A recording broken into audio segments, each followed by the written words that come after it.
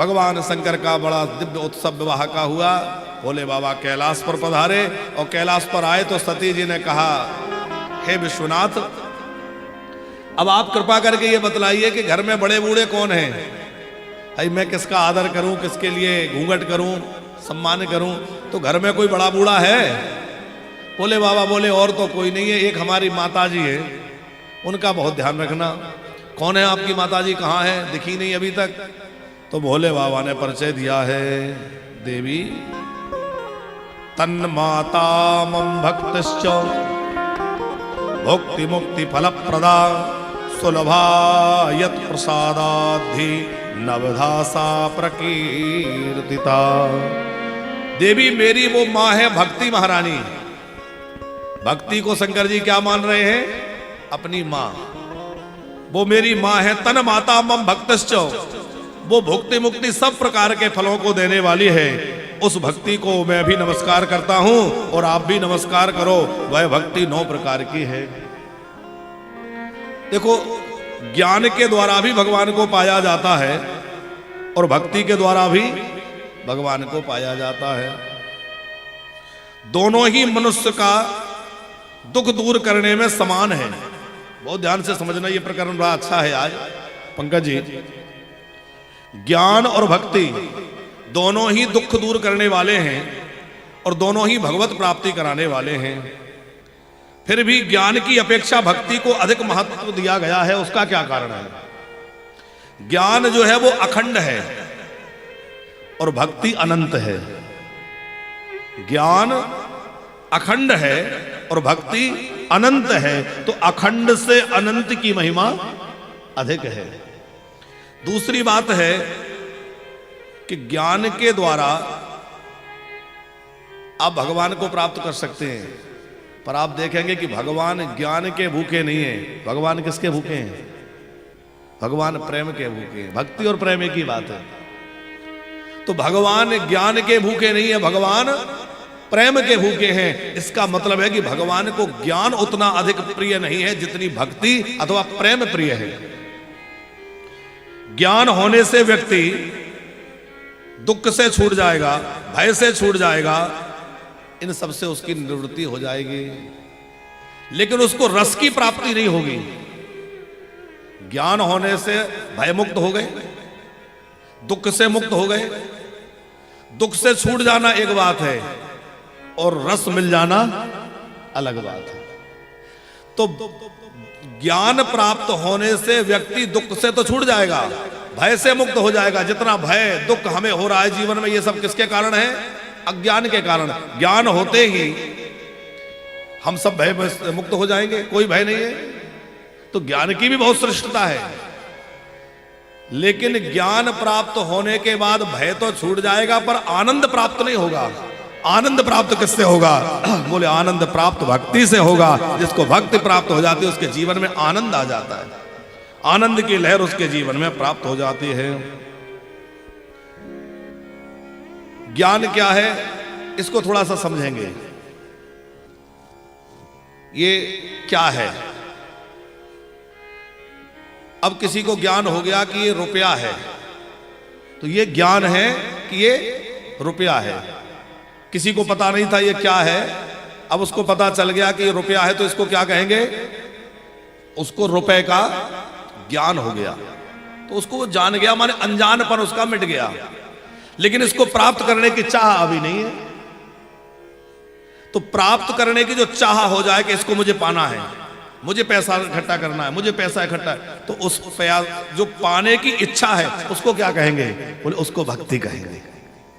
इसको जान लेना ज्ञान है कि ये रुपया है, पर इसको प्राप्त करने की जो चाह है उसको भक्ति कहेंगे कि मुझे मिल जाए। भगवान को जान लेना ज्ञान है कि ये परमात्मा है, पर परमात्मा को प्राप्त करने की जो चाह है वो भक्ति है कि मुझे भगवान मिल जाए, मुझे भगवान मिल जाए। ये चाह मन में जाग जाए, वो भक्ति है। भक्ति रस रूप है और प्रेम कई बार शुष्क देखा जाता है। इसलिए भगवान भक्ति को विशेष महत्व देते हैं और भक्ति के लिए भगवान शंकर कह रहे हैं, भक्ति महारानी जो है वो मेरी माँ है, उनका सदा आदर करो। क्योंकि जिसके जीवन में भक्ति आ जाती है उसको भगवान के पीछे नहीं चलना पड़ता। ज्ञानी भगवान को पकड़ता है, ज्ञानी ज्ञान के द्वारा भगवान को पकड़ता है, और भक्त जो होता है भगवान उसको पकड़ते हैं। या और सरल शब्दों में कहें तो ज्ञानी भगवान के पीछे चलता है, जो भगवान के पीछे पीछे चले वो ज्ञानी है, और भगवान जिसके पीछे पीछे चले वो भक्त है। बोले भक्त जो बन जाता है भगवान उसके पीछे पीछे चलने लग जाते हैं।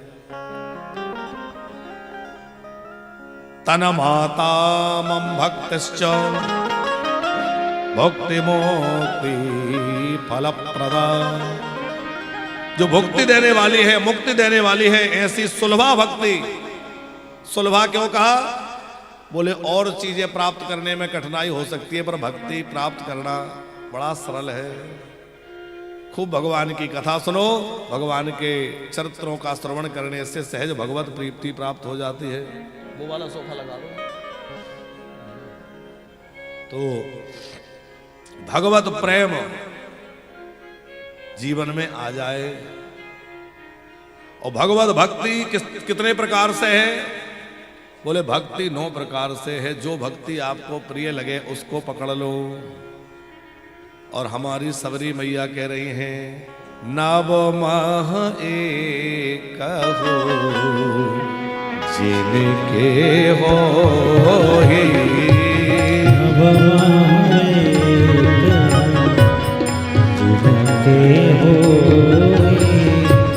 नव माह एक जिनके हो, नव माह एक जिनके हो,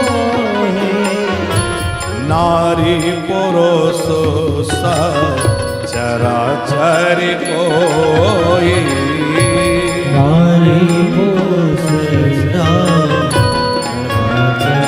होई।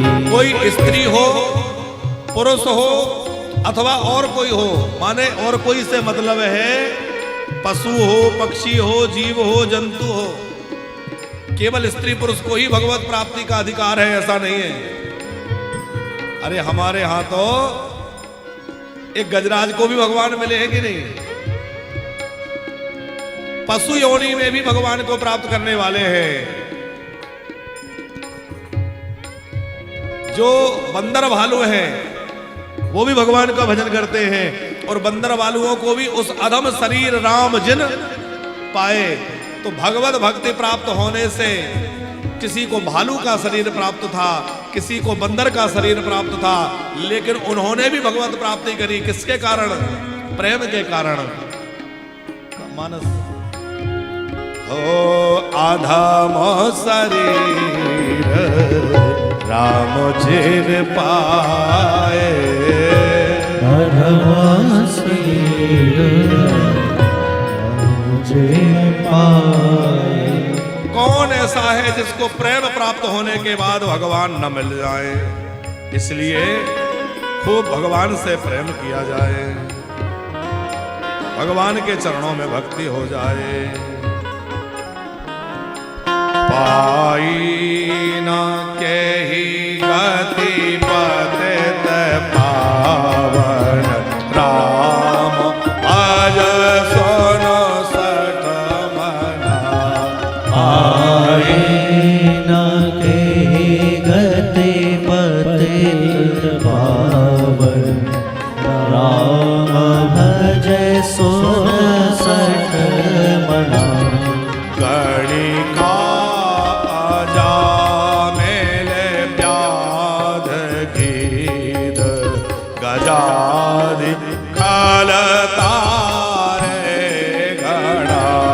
गणिका जा मिल व्याध गीध गजादि तारे गणा।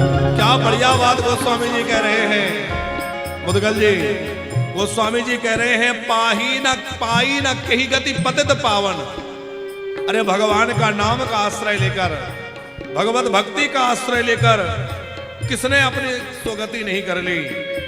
गणिका अजामिल व्याध, ये तो हो गए मनुष्य, नारी पुरुष सचराचर कोई। और गीध, अरे गीध को भी भगवान मिले कि नहीं? तो ये नहीं कहा जा सकता कि स्त्री पुरुष हो तो ही, यानी मनुष्य हो तो ही भगवान मिलेंगे। इसलिए राम जी कह रहे हैं नारी पुरुष सचराचर कोई भी हो। गणिका आजा मेले व्याध गीध गजादि खलतारे गणिका आजा मेल व्याध गीध गजादि खलतारे गणा।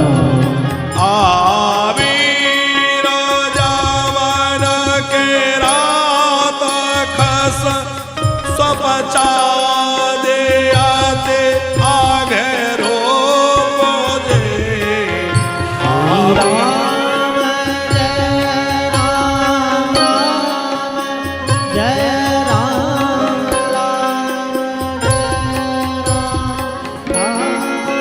जय राम कही नाम बारकते भी पावन ओहे राम नमामि ते। कही नाम बारकते भी पावन ओहे राम नमामि ते। ओहे राम नमामि ते। ओहे राम नमामि ते। कोई कैसा भी हो, यदि उसमें भगवत प्रेम आ जाए, भगवत भक्ति आ जाए, तो वह निश्चित ही सुगति प्राप्त कर लेता है। पाई न के ही गति पतित पावन। इसलिए गोस्वामी जी ने कहा कि सब कोई भगवान के इस नाम को जप करके, भगवान का आश्रय लेकर, भक्ति का आश्रय लेकर मुक्त हो जाते हैं। नव महो एक ही जिनके होई, 9 भक्तियों में से एक भी जिनके अंदर आ जाए। वो 9 प्रकार की भक्ति कौन कौन सी है? पहली कथा श्रवण है। पहली भक्ति कौन सी है? कथा सुनना, जो इस समय हम लोग कर रहे हैं। ये भगवान की पहली भक्ति है। श्रवणम कीर्तनम चैव स्मरणम सेवनम तथा दास्यम तथार्चनम देवी वंदनम मम सर्वदा। पहली भक्ति है कथा सुनना, खूब कथा सुने, लेकिन इसमें ध्यान ये रहे कि बड़े दैन्यता के साथ कथा सुने। अभिमान लेकर ना सुने कि हमें तो बहुत ज्ञान है, हमने तो बहुत चीजें को जान लिया है, बहुत कथाएं सुन ली हैं। ऐसा भाव लेकर जो कथा सुनता है उसको श्रवण का फल नहीं मिलता। श्रवणम, दूसरी है कीर्तनम। आहा, अच्छा, श्रवण भक्ति को हम लोग बड़ा साधारण समझ ले, अरे ठीक है कथा सुन रहे हैं, बैठे हैं, कोई काम नहीं है, चलो बैठ के कथा सुनेंगे।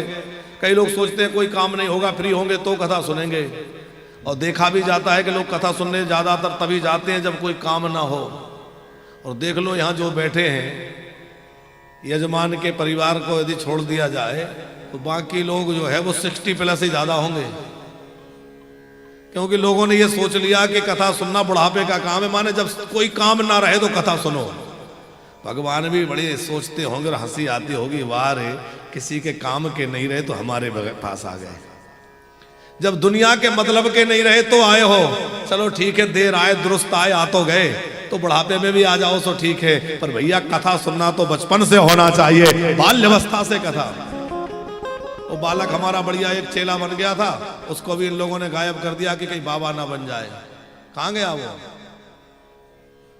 ने सोचा होगा ये ज्यादा सुनेगा, कहीं महाराज जी इसको बाबा ना बना दें।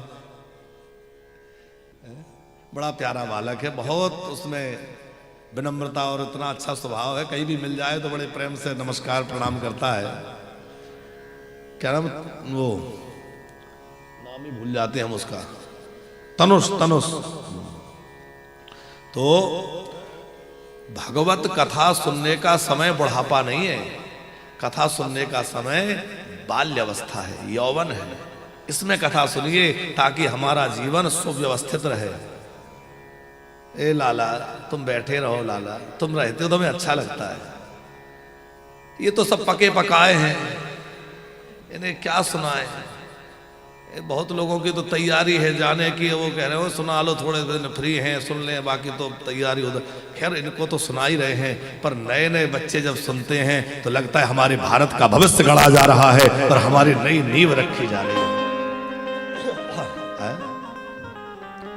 क्योंकि हमें बहुत ज्यादा चिंता इस बात की बनी रहती है कि जिस प्रकार से युग बदल रहा है, चीजें बदल रही हैं, आने वाले 10-20 वर्षों बाद क्या होगा। कितनी तेजी से हम लोग पाश्चात्य की ओर भाग रहे हैं, आधुनिकता की ओर भाग रहे हैं, संसार की ओर भाग रहे हैं। हमारा जीवन भोगवादी और भौतिकता की ओर भागने वाला हो गया है। ऐसी परिस्थिति में हमारे धर्म का क्या होगा।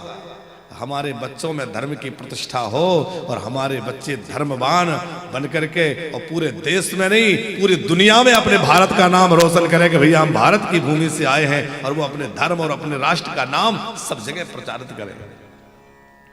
तो सबसे पहली भक्ति है भगवान की कथा सुनना।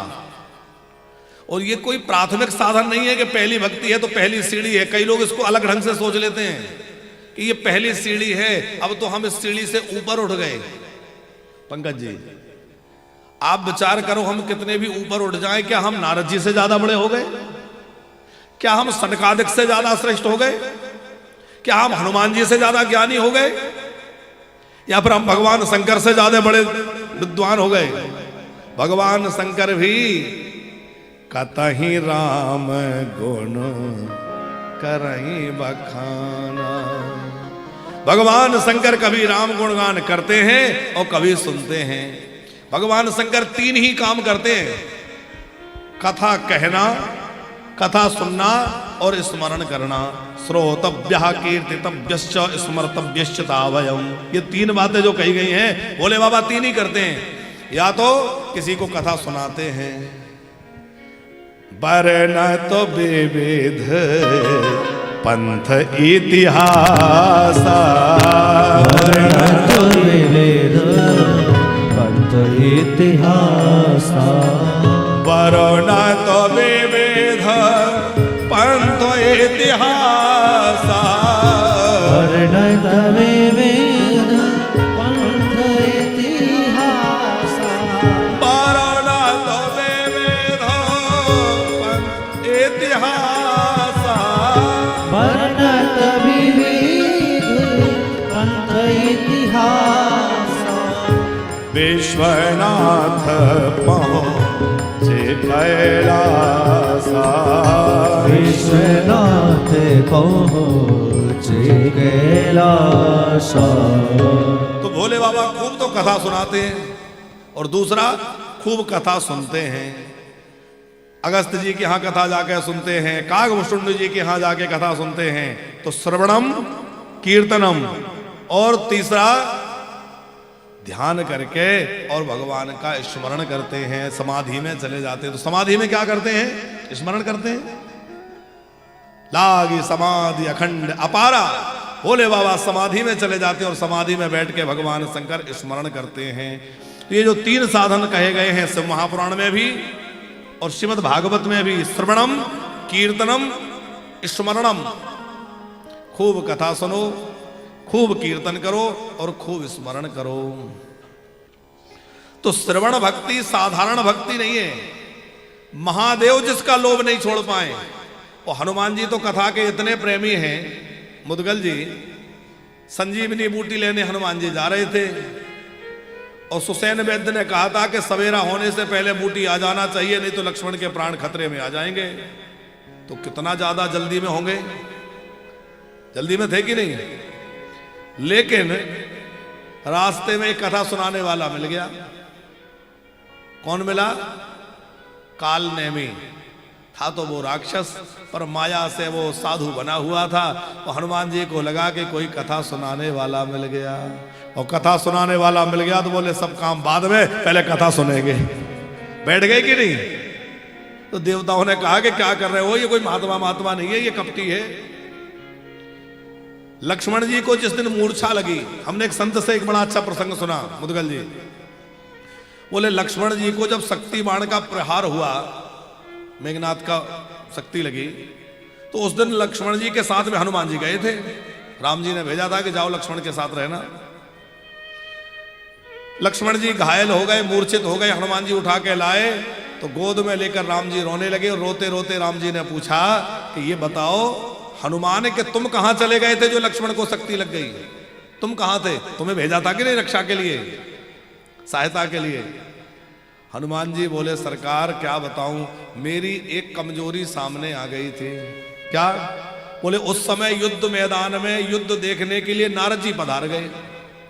अब नारद जी युद्ध देखने आए तो वो हमारे पास आके थोड़ी कथा सुनाने लगे। और जैसे ही नारद जी कथा सुनाने लगे तो हनुमान जी का तो स्वभाव है, कोई कथा सुनाने लगे तो बढ़िया पालती वाल्की बाढ़ के आंख बंद करके और सिर झुका के यत्र यत्र रघुनाथ कीर्तनम तत्र तत्र कृतमस्तकांजलिम बाष्पवारि परिपूर्ण लोचनम मारुतिम नमत राक्षसांतकम। गदगद होकर नेत्र बंद करके हनुमान जी कथा सुनते हैं। हम लोगों जैसे नहीं सुनते, कभी कैसे ही बैठे हैं, कभी कुछ कर रहे हैं। हनुमान जी बड़े सजग होकर, पुलकित होकर, नेत्रों से अश्रुधारा बहती रहती है, रोमावली पुलकित रहती है और हनुमान जी बड़े सावधान होकर के एक एक शब्द सुनते हैं। तो नारद जी कथा सुनाने लगे, हनुमान जी बोले मैं कथा सुनने लगा, मेरे नेत्र बंद हो गए और कब लक्ष्मण पर शक्ति का प्रहार हो गया मुझे पता नहीं चला। वो तो जब भगदड़ हुई, शोर शराबा हुआ, नारद जी ने कहा क्या हुआ, तो कथा बंद हुई तो मैंने भी देखा तो लक्ष्मण जी मूर्छित थे। ये हमने एक संत का भाव सुना। तो बोले हनुमान जी ऐसे कथा रसिक हैं कि युद्ध के मैदान में भी बस कथा। इसीलिए गोस्वामी तुलसीदास जी ने हनुमान जी के लिए एक नाम दे दिया, क्या? रसिया। कहते हैं ये तो बड़ा रसिया है? हनुमान जी रसिया है, पर किस चीज के रसिया हैं?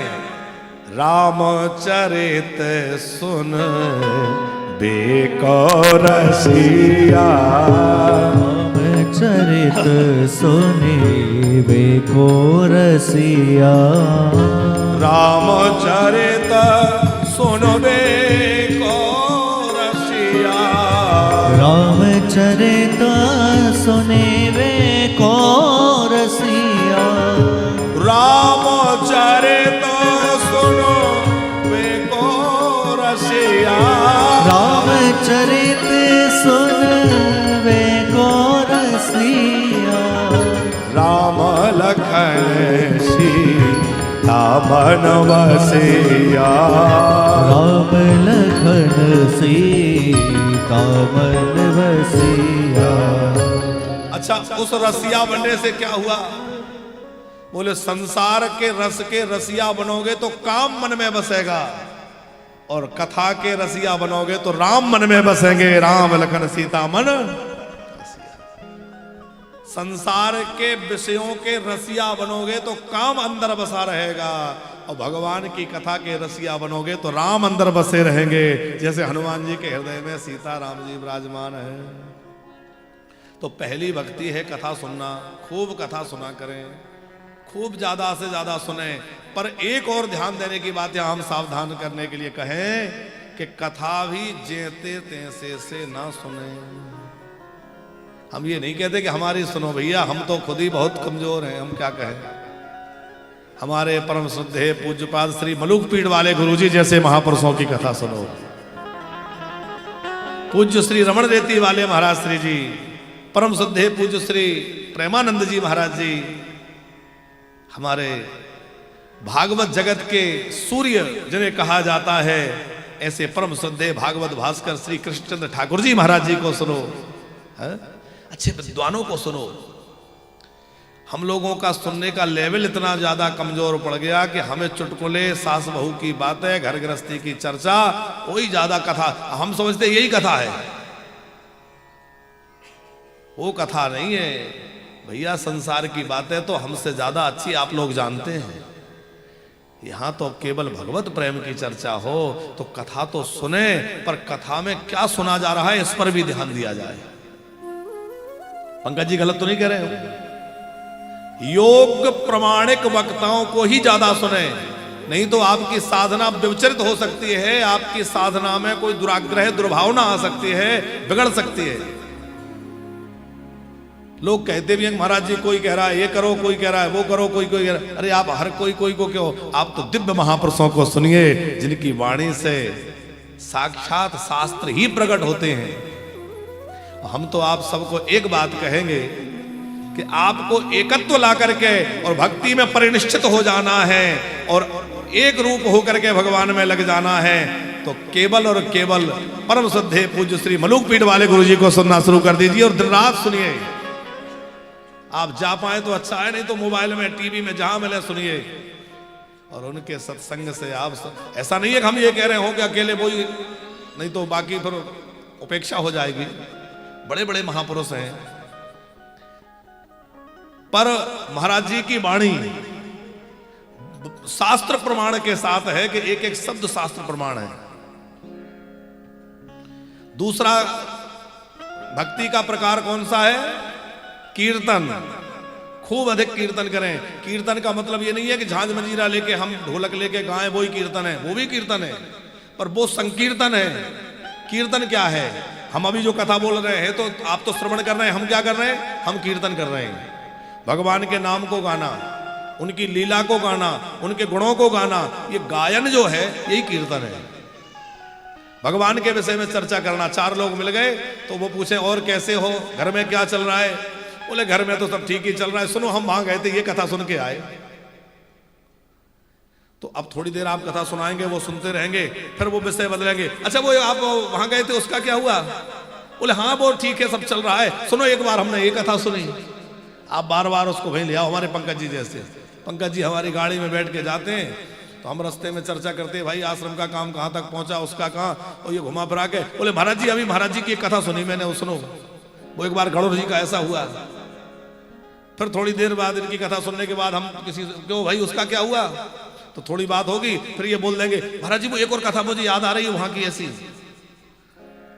ये है कि जैसे भी अवसर मिले और जो चार लोग दो लोग कोई मिले उनके साथ में बैठो तो और कोई चर्चा मत करो। और हमारे वानप्रस्थियों से भी विशेष निवेदन है, प्रार्थना है चरणों में, क्या कि आप लोगों को जितना समय मिलता है उसमें व्यवहार की चर्चा कम करें। चार लोग एक जगह बैठ जाएं तो क्या चर्चा करें? आज महाराज जी ने वो चरित्र सुनाया था, हमने वो कथा वहां भी सुनी है, वो ऐसी सुनी है, भगवान ने वहां ऐसी लीला करी। तो जितना समय मिले ज्यादा से ज्यादा क्या करो? भगवान की ही चर्चा करो, बेकार की चर्चा छोड़ दो। कि जर जाए जिभ्या, जर जाए जिभ्या पापिनी राम के बिना। जर जाए जिभ्या पापिनी राम के बिना। जर जाए जिभ्या पापिनी राम के बिना।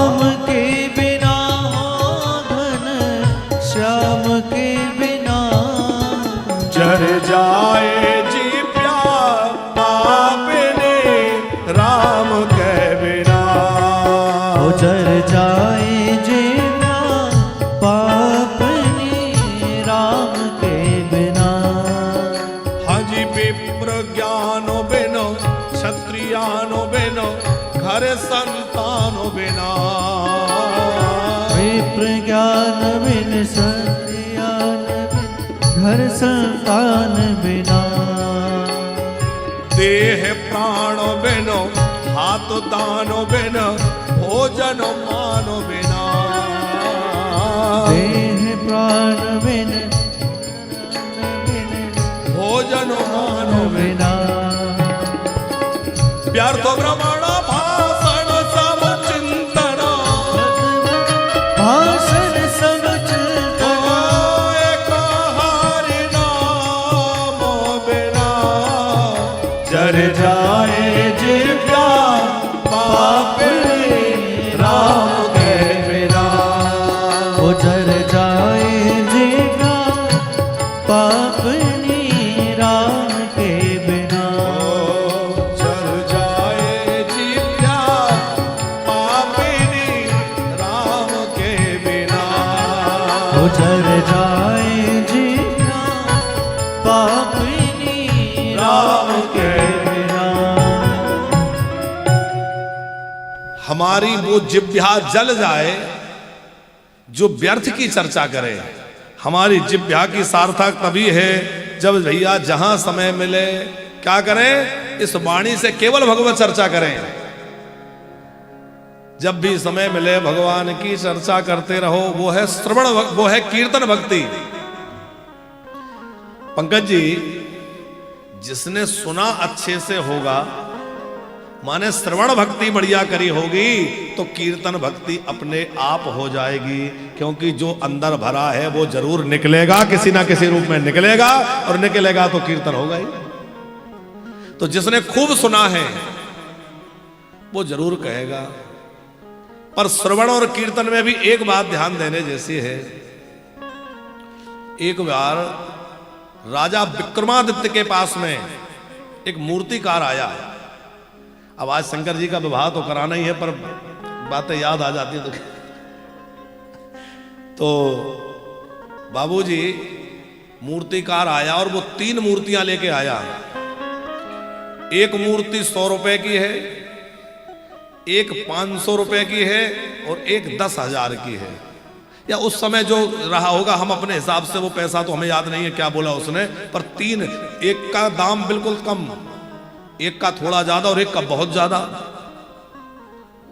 तो बोले ये 3 मूर्तियां हैं, तीनों एक ही धातु की बनी है, बिल्कुल नक्शे एक जैसी है, पर रेट अलग अलग है, दाम सबके अलग है। अब गुणी जनों को यह बताना है कि इनमें अंतर क्या है। तमाम लोग आए पर उसका अंतर नहीं पता कर पाए, क्योंकि मूर्तियां नक्शे बिल्कुल एक जैसी थी, कोई अंतर नहीं, ना वजन में अंतर, ना धातु की क्वालिटी में कोई कमी ज्यादा। एक कोई पारखी व्यक्ति वहां थे, उन्होंने कहा कि मैं देखता हूं। उन्होंने एक रस्सी ली और रस्सी को लेकर के और वो मूर्ति के कान में डाला। तो एक मूर्ति के कान में डाला तो इधर से डाला और इधर रस्सी निकल गई। बोले ये 100 रुपए वाली है। दूसरे के में रस्सी लेकर डाली तो यहां से डाली और मुंह में से निकल गई, बोले ये 500 वाली है। और तीसरे के जो रस्सी डाली तो वो सीधी अंदर चली गई, बोली ये 10,000 वाली है। बात समझ में आ गई। एक तो वो होते हैं इधर से सुनी, इधर से निकाल दी, बात वहीं के वहीं खत्म, सुन के गए। एक वो होते हैं जो इधर से सुना और इधर से सुना के आए और कहीं सुना दिया। उनकी महत्वता है, क्योंकि उन्होंने कान से सुना और मुख से उच्चारण किया।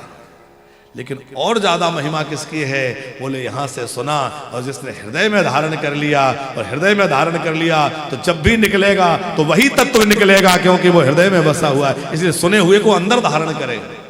सुना हुआ केवल मनोरंजन के लिए या समय निकालने के लिए नहीं, बल्कि उसको आत्मसात करना है, उसके अनुसार जीवन चलाना है और उसको फिर कथन करके हुए कीर्तन करना है, तो जीवन में आनंद है। सहमत है इस बात से? कुछ कह नहीं रहे? हाँ, तो इनको छेड़ते रहना पड़ता नहीं, इनको नींद आ जाए, क्योंकि रात में भी 2:30 बजे तक कथा सुनते हैं। कितने बजे तक सुनते हैं? कल 3 बजे तक सुनी, देखो आप। तो पहला साधन है कीर्तन, पहला साधन है श्रवण, दूसरा साधन भक्ति का प्रकार है कीर्तन, तीसरा है स्मरण। भगवान का स्मरण करो, भगवान कैसे हैं, भगवान का स्वरूप कैसा है, भगवान की लीलाएं कैसी हैं, तो भगवान का स्मरण हृदय में बना रहे।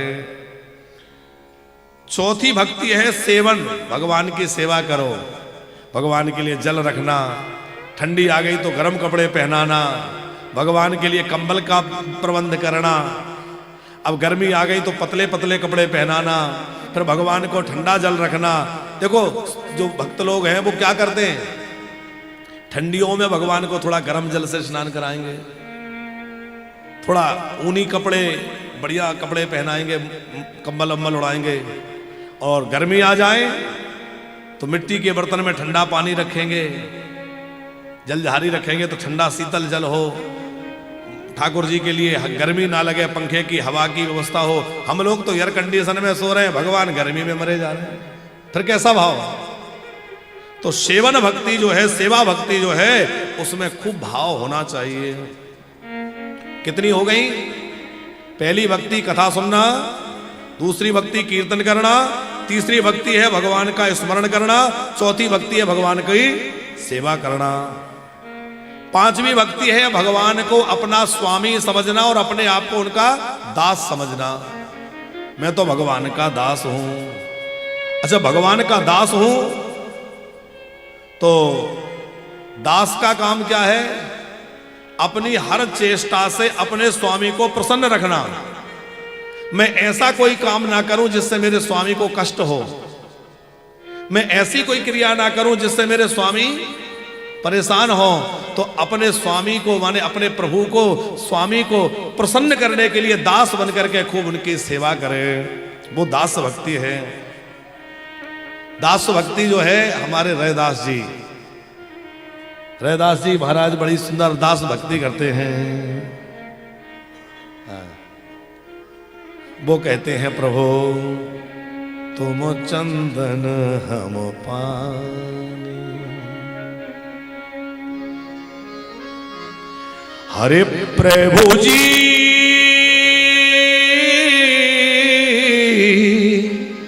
तुम चंदन हम पानी, पानी तुम चंदन हम पानी, प्रभु तुम चंदन हम पानी, पानी तुम चंदन हम पानी, प्रभु जी तुम चंदन हम पानी, प्रभु जी तुम चंदन हम पानी, ओ तुम घन बन हम तुम चंदन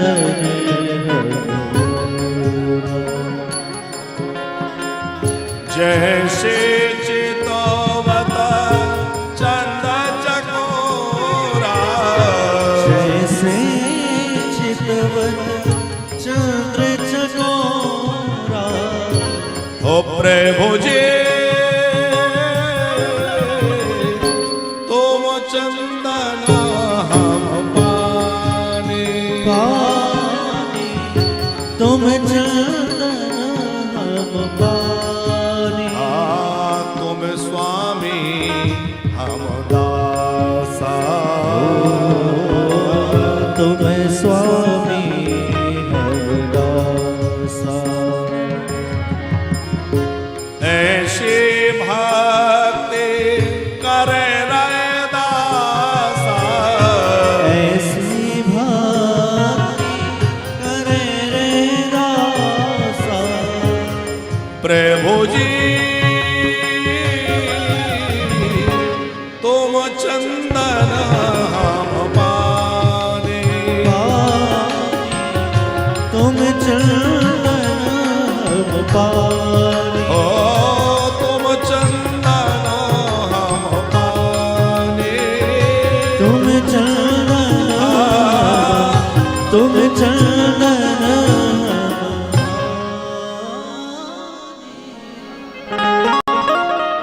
तुम स्वामी हम दासा। आप हमारे स्वामी हैं, हम आपके दास हैं, ये भाव बना रहे। हनुमान जी की तरह हनुमान जी क्या कहते हैं, दासो हम कौशलेंद्रस्य, मैं कौशलेंद्र श्री रघुनाथ जी का दास हूं। हनुमान जी कभी नहीं कहते कि मैं महाबली हनुमान, कि मैं पवन पुत्र हनुमान, कहते हैं कभी? क्या कहते हैं? दासो हम कौशलेंद्रस्य, मैं तो राम जी का दास हूं। मैं उनका दास हूं जिसकी नारी को तुम हरण करके ले आए रावण से, कह रहे हैं। तो बार बार अपने आप का परिचय जहां भी हनुमान जी ने दिया है तो क्या दिया है? मैं भगवान का दास हूं।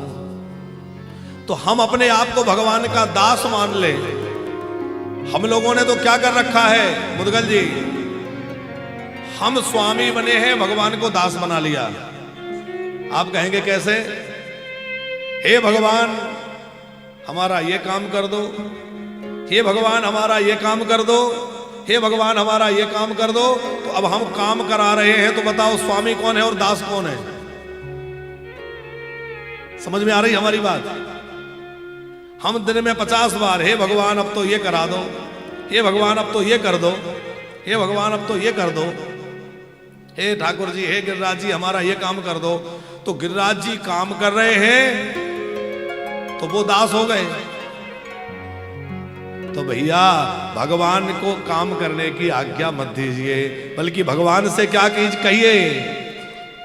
जेही विधि होगी नाथ हेत मोरा, जेही विधि होगी नाथ हित मोरा, करिए सोबेगे दास में तोरा, करिए सोबेगे दास में तोरा। मैं तो दास हूं, आप स्वामी हैं। आपको मेरा हिस्से जिसमें लगता हो आप वही करिए। हो यही बीती हो नाथ हेत मोरा, जही विधि होगी नाथ में तोरा, करिए सुबेगे दास में तोरा, करिए सुबेगे दास में तोरा, करिए सुबेगे दास में तोरा। मैं तो आपका दास हूं, आपको जो प्रिय लगे वही आप करिए। कितनी भक्ति हो गई? पहली भक्ति है कथा सुनना, दूसरी भक्ति है भगवान की चर्चा करना, कथा कीर्तन करना, तीसरी भक्ति है भगवान का स्मरण करना, चौथी भक्ति है भगवान की सेवा करना, पांचवी भक्ति है भगवान को अपना स्वामी और अपने को भगवान का दास मानना, छठवीं भक्ति है भगवान का अर्चन। अर्चन माने होता है पूजन। भगवान का खूब पूजन करो। आज भगवान को गुलाब की माला पहनाएंगे, आज तो ठाकुर जी को कमल की माला पहनाएंगे, आज एकादशी है भगवान को 108 तुलसी चढ़ाएंगे, आज ठाकुर जी का दूध से अभिषेक करेंगे, आज ठाकुर जी का दही से अभिषेक करेंगे, आज ठाकुर जी को ऐसा भोग लगाएंगे, आज ठाकुर जी। ये क्या है? ये अर्चन भक्ति है। खूब भाव भरा रहे। आज प्रभु को हम जो है बढ़िया जो है राजभोग बना के खिलाएंगे, हलवा बना के खिलाएंगे, कभी खीर बना के खिला रहे हैं। तो ये जो भक्ति है ये अर्चन भक्ति है। विविध उपचारों से भगवान की पूजा करना और भगवान के साथ में लाड़ लड़ाते रहना। सातवीं भक्ति है भगवान का बंधन करना। जब भी अपने घर से निकलो तो भगवान को प्रणाम करके निकलो, और लौट के जब भी घर में आओ तो सबसे पहले किससे मिलो? और किसी से बाद में मिलो, सबसे पहले भगवान से मिलो। अपने घर में जो ठाकुर जी हैं, जब जाओ तो उनसे कह के जाओ कि अपना ध्यान रखना, हम थोड़ा जा रहे हैं, ऑफिस जाना है। पर आप बढ़िया बैठना, ये जल रखा है पी लेना, आप भूख लगे तो ये रखा है पा लेना, अब हम जा रहे हैं, आप थोड़ा अपना ध्यान रखना। अच्छा, हम प्रणाम भी करते हैं तो इसलिए करते हैं, हे भगवान जा रहे हैं जरा ध्यान रखना हमारा काम न बिगड़ जाए। हम जा रहे हैं हमारा ध्यान रखना, तो भगवान से इसलिए मिलके जा रहे हैं हमारा ध्यान रखना नहीं, जाके क्या कहना है, प्रभु हम जा रहे हैं आप अपना ध्यान रखना, आप बढ़िया बैठना। और जब वो बढ़िया रहेंगे तो हम तो अपने आप बढ़िया, वो अच्छे रहेंगे तो हम तो अपने आप अच्छे हो जाएंगे, कहने की आवश्यकता नहीं है। अच्छा एक बात बताओ, हम किसी का ध्यान रखेंगे तो क्या वो हमारा ध्यान नहीं रखेगा? हम भगवान के सुख का विचार करें, इनको सर्दी ना लग जाए, इनको गर्मी ना लग जाए, ये भूखे ना रह जाए, सो ना पाए समय से, ऐसा ना हो जाए। जब हम भगवान के सुख का विचार करेंगे तो क्या भगवान हमारे सुख का विचार नहीं करेंगे? अरे भगवान तो बिना किसी कारण से हम पर कृपा करते हैं, और फिर भैया कारण बन जाए कि हम सेवा कर रहे हैं, फिर तो ठाकुर जी कोई कमी छोड़ने वाले नहीं है? तो अर्चन भक्ति के बाद है बंधन भक्ति। फिर घर से निकलो भगवान का प्रणाम करके, तो जो दिखे उसी को भगवत भाव से प्रणाम करो। ये बंधन भक्ति का स्वभाव है। सबको प्रणाम। हमारे वृंदावन में यहाँ हमारे पास में पागल बाबा मंदिर है ना? ये जो बाबा थे इनका नाम पागल बाबा कैसे पड़ा पता है आपको? कई लोगों को आश्चर्य होता है कि भाई इतना बड़ा मंदिर और पागल बाबा का। वो कोई पागल पागल नहीं थे, वो भगवत प्रेम में पागल थे। कैसे? उनको कुत्ता दिख जाए तो प्रणाम करें जमीन पे लेट के, हे ठाकुर जी आपकी जय हो। सुअर दिख जाए तो लेट के प्रणाम करने लग जाएं, हे ठाकुर जी आपकी जय हो। वो बंदर को प्रणाम करें, वो चींटी को प्रणाम करें, वो मनुष्य को प्रणाम करें, वो चांडाल को प्रणाम करें, जो दिख जाए उसी के सामने लेटने लग जाएं। ब्रजवासियों ने कहा रे ये बाबा तो पागल है, नाम ही पड़ गया पागल बाबा। लेकिन वो पागल नहीं थे, उनकी भक्ति बहुत श्रेष्ठ थी, और वो जो है साक्षात ठाकुर जी को प्राप्त कर रखे थे। हर जगह उनको उसी का दर्शन, भगवान का ही दर्शन होता था। तो बंधन भक्ति क्या है? पीपल दिखे तो प्रणाम करो, गाय दिखे तो प्रणाम करो, तुलसी दिख जाए तो प्रणाम करो, मंदिर दिख जाए तो प्रणाम करो, ब्राह्मण दिख जाए, साधु दिख जाए, कोई दिख जाए, सबको प्रणाम करो। और सबको बंधन करने से अच्छा नमन, बड़ा प्यारा शब्द है नमन। नमन करने वाले को भगवान ना मन कर देते हैं, माने उसका मन भगवान ले लेते हैं। नमन करने वाले का मन भगवान ले लेते। किसी ने भगवान से पूछा कि मैं आपको क्या चढ़ाऊं, आपके पास तो सब कुछ है। अच्छा, किसी को कोई वस्तु दो तो वो वस्तु देने में आनंद आता है जो उसके पास ना हो। पहले से ही है, हम देंगे तो उतना उसको सुख नहीं मिलेगा, और जो नहीं है वो देंगे तो ज्यादा प्रसन्न होंगे। एक भक्त ने कहा प्रभु ऐसा क्या है जो आप पर नहीं है जो मैं आपको दे दूं? तो भगवान बोले मेरे पास तो सब है पर मेरे पास मन नहीं है। भगवान का नाम है अमना, भगवान के पास मन नहीं है। भक्त ने पूछा वाह प्रभु दुनिया को मन बनाया, अपने लिए मन नहीं बनाया? भगवान बोले क्या करूं, था तो मन, कहां गया? बोले चोरी हो गया। आपका मन किसने चुरा लिया? अरे बोले मेरा मन तो भैया भक्तों ने चुरा लिया, और मेरा मन जो है वो वृषभानु लली राधा रानी ने चुरा लिया। मेरा मन चोरी हो गया। अब बोले मेरे पास मन नहीं है, तो क्या दे? बोले अपना मन मुझे दे दो। अच्छा, हम भगवान को तन दे देते हैं, भगवान की सेवा में खड़े हो गए, आरती में चलो खड़े हो जाते हैं, तन दे दिया। धन भी दे देते हैं, चलो भागवत हो रही है हम भी चंदा दे देते हैं, फलाना काम हो रहा है मंदिर में हम भी चंदा, धन भी दे देते हैं, तन भी दे देते हैं। लेकिन भगवान कहते हैं तेरे तन और तेरे धन से ज्यादा मुझे तेरे मन की आवश्यकता है। तू मन दे दे तो अपने आप सब आ जाएगा।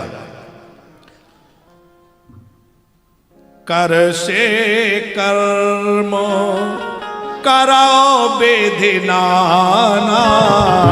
कर से कर्म कराओ बेधिना, मन राखो जहाँ कृपा निधाना, मन राखो जहाँ कृपा निधाना, मन राखो जहाँ कृपा निधाना, मन राखो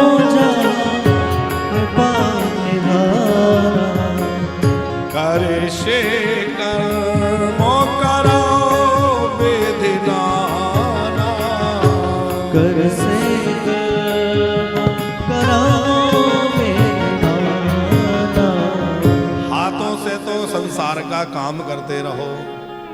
आप जो कुछ अपना काम है, नौकरी कर रहे हैं, बिजनेस कर रहे हैं, घर में भोजन बना रहे हैं, जो कुछ, तो हाथों से संसार का काम, शरीर लगा दो संसार की सेवा में और मन लगा दो भगवान की सेवा। अच्छा, एक और मजे की बात समझिए, शरीर जड़ है और संसार भी जड़ है, मन चेतन है और भगवान भी चेतन है। हम क्या करते हैं, जड़ शरीर तो परमात्मा में लगाते हैं और चेतन मन संसार में लगाते हैं। तो चेतन से चेतन को जोड़ो, जड़ से जड़ को जोड़ो। संसार जड़ है, शरीर भी जड़ है, तो बोले संसार की सेवा में शरीर लगा दो और भगवान की सेवा में मन लगा दो, बात बन जाएगी साहब। बस इतना ही जीवन में करना है, मन भगवान में और शरीर संसार में लगा रहे, तो व्यवहार भी निभता रहेगा और परमार्थ भी निभता रहेगा, भगवान की भक्ति भी होती रहेगी।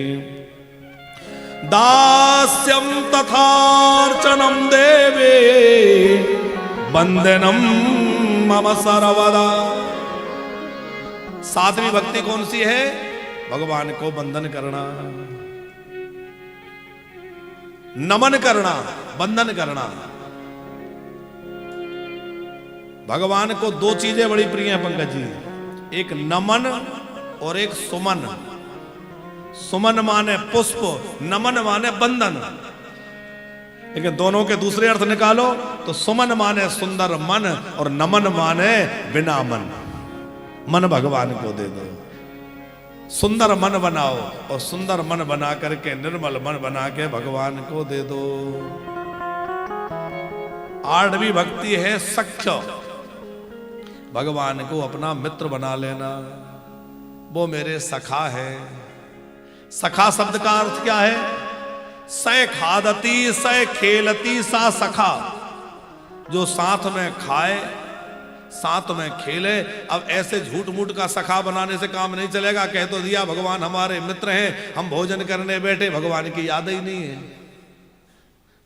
बात समझ में आ रही है हमारी? सखा बनाओगे तो निभाना पड़ेगा। क्या बोले? आप जहां भी, आपका जो भी सुख है उसमें भी सबसे पहले उनको याद करें। आपके जीवन में जब भी सुख की घड़ी आती है तो आप अपने मित्र को याद करते हैं कि नहीं करते? जब भी दुख की घड़ी आती है तो मित्र को याद करते हैं कि नहीं करते? चाहे सुख हो या दुख हो, चाहे कोई भी स्थिति हो, हम अपने मित्र को बार बार याद करते हैं। भैया घर में उत्सव हो रहा है, हमारे मित्र को बुलाओ, तो वो हफ्ता 10 दिन पहले से आ जाएंगे कि भैया क्या करना है, कहाँ कार्ड बांटने चलना है, क्या क्या काम करवाना है। मित्र आ गया कि नहीं? भोजन करने बैठो तो पहले अपने मित्र को याद करो। कौन से मित्र को? सखा बनाया है तो उसको। कुछ भी बाजार में खरीद रहे हो तो भैया मित्र के लिए भी खरीदो। अपने लिए कोई सुख सुविधा जुटा रहे हो तो मित्र का भी ध्यान रखो, क्योंकि ऐसे ही मित्रता नहीं चल जाएगी कि तुम बैठे किनारे में चिनौरी भोग लगा दिए, बोले हमारे मित्र हैं। खुद रबड़ी खाएं और भगवान को रेवड़ी दिखाएं और हम कहें कि ये हमारे मित्र हैं, वो कहेंगे काहे के मित्र हैं? खुद तो रबड़ी मालपुआ सूत रहे हो, हमें 4 रेवड़ी के दाने, मिश्री के दाने दिखा रहे हो। अरे ऐसे थोड़ी मित्रता होती है। मित्रता का मतलब है ग्वाल वालों के साथ साथ में बैठ के खाएं। हैं? ठाकुर जी आप आइए पहले। ग्वाल वाले जब अपने वन में भोजन, मैयाओं के, ग्वालों की मैयाएं भगवान को भोजन बांध देती हैं, तो ग्वाल वाल जब वन में भोजन लेके जाते हैं तो खुद नहीं खाते, पहले कन्हैया को खिलाते हैं। और कन्हैया के अधरों से लगा हुआ अधरामृत मिश्रित ग्वाल खाते हैं। तो हम भी भैया भगवान को पहले खिलाएं फिर खाएं, भगवान को सुलाएं फिर सोएं। तो सखा भाव भी तभी सिद्ध होगा जब हमारी पूरी निष्ठा उसमें होगी। और 9वीं भक्ति जो है वो बड़ी विचित्र है, अद्भुत है। वो है आत्मसमर्पण। अब मैं किसी और का नहीं हूं, अब मैं यदि किसी का हूं तो केवल अपने ठाकुर जी का हूं। और अब मेरा कोई नहीं है, अब मेरा यदि कोई है तो केवल और केवल मेरे ठाकुर जी हैं और मेरा कोई नहीं है। ये अनन्यता का भाव है, ना अन्य कोई है ही नहीं। अब आप कहेंगे कि क्या पर सबको छोड़ दें? पंकज जी अब एक प्रश्न उठेगा कि अनन्यता का भाव मन में आ गया, अब हमने सोच लिया कि हमारे तो केवल ठाकुर जी हैं, तो क्या अब और हमारा कोई नहीं है? और सबको छोड़ देंगे तो फिर बात बिगड़ जाएगी। तो बोले माना हो सब ही राम के नाते, माने तो सबको, पर अपनी जड़ता मूढ़ता से मोह बस न माने, बल्कि उनको भगवान का मान के माने कि भैया ये मेरे राम जी के हैं, इसलिए उस नाते से मेरे हैं। ये परिवार जो भगवान ने दिया है ये राम जी का दिया हुआ है, इस नाते से मेरा है। तो माना हो सब ही राम के नाते।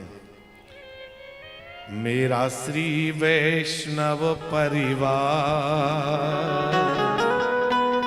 ओ हरि आ जाओ एक बार। मेरा श्री वैष्णव परिवार, हरि आ जाओ एक बार। ये नवी भक्ति उत्तरा की तरह हो। जब भी जीवन में उत्तरा की तरह कोई संकट आए तो सबसे पहली आवाज किसके लिए निकलनी चाहिए? और किसी के लिए नहीं। जब भी जीवन में कोई समस्या आए, कोई बात आए, तो सबसे पहले हमारी पुकार ठाकुर जी के लिए उठनी चाहिए।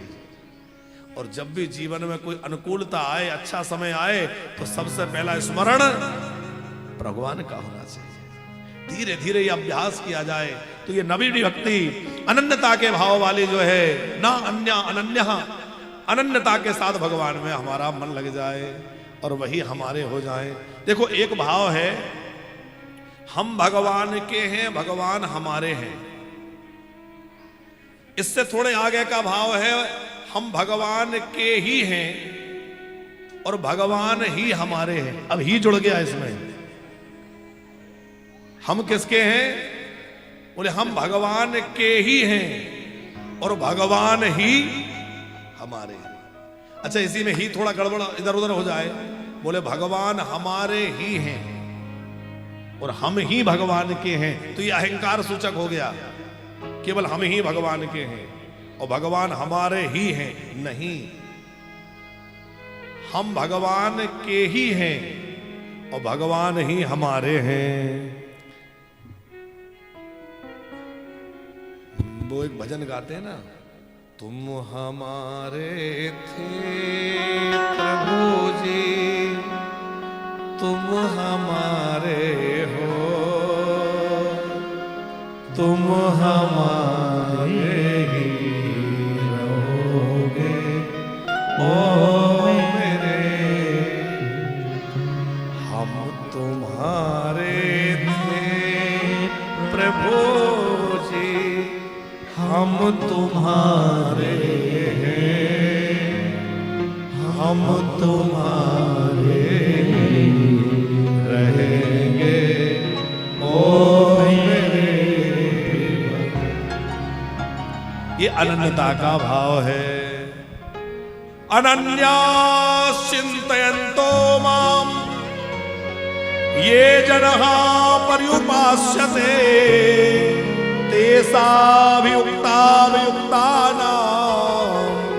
योगक्षेमं वहाम्यहम्।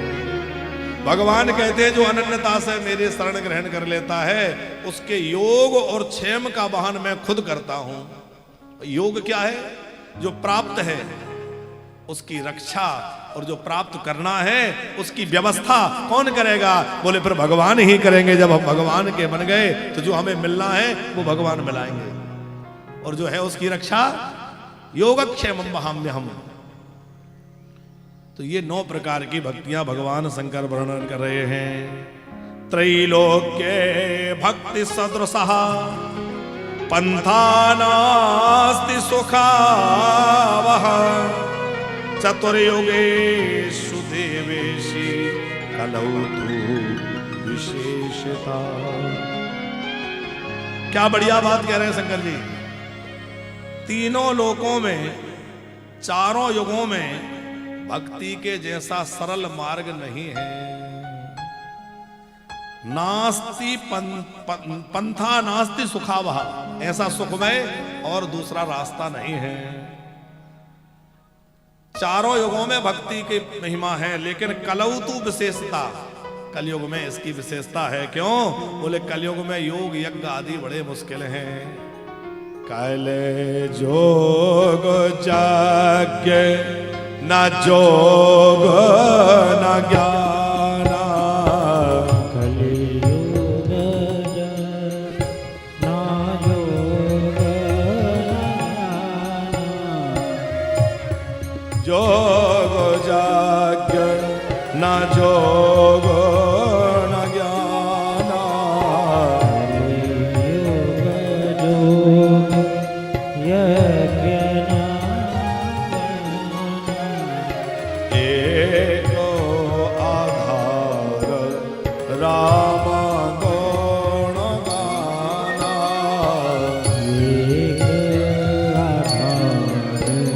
राम गुण गाना, एक आधार राम गुण गाना, एक आधार राम गुण गाना।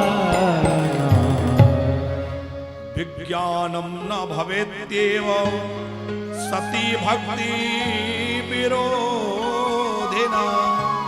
बोले बाबा कह रहे हैं, हे सती महारानी, भक्ति का विरोध करने वाला न कभी ज्ञान को प्राप्त कर सकता, न कभी वैराग्य धारण कर सकता और न कभी सिद्धि प्राप्त कर सकता। भक्ति विरोधी को और कुछ हाथ नहीं लगता।